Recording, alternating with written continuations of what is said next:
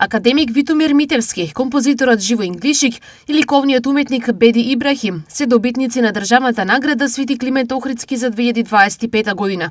Наградата, која представува највисоко признание за заслуги од јавен интерес во Македонија, им беше врачена денес во Кристалната сала на Собранието. Митевски е награден за својот долгогодишен придонес во воспитанието и образованието, додека Глишик и Ибрахим добија признание за значајни остварувања во културата и уметноста.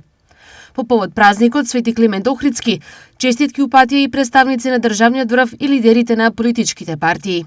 Пред нас е голема задача, одново да ги научиме доблестите кои што одржуваат заедницата. Како и во Климентово време, и нам ни е потребна заедничка повисока цел, околу која ќе градиме односи и ќе премостуваме разлики. Упати во својата честитка претседателката Гордана Силјановска-Давкова. Делото на Свети Климент Охридски и неговата посветеност на образованието и ширењето на словенската писменост представуваа трајна вредност на македонската државност и културен идентитет. Неговата мисија не подсетува дека знаењето, трудот и човечноста се водилка кон напредок и општо добро. Пишува во честитката упатена од ВМРО ДПМН. Ние ја продолживме Свети Климентовата мисија и денеска македонскиот јазик е еден од официјалните јазици во светот, рамноправен со јазиците на земјите членки на Европската Унија, во НАТО и во Обединетите нации. Нека ни е честит и вековит денот на Свети Климент Охридски.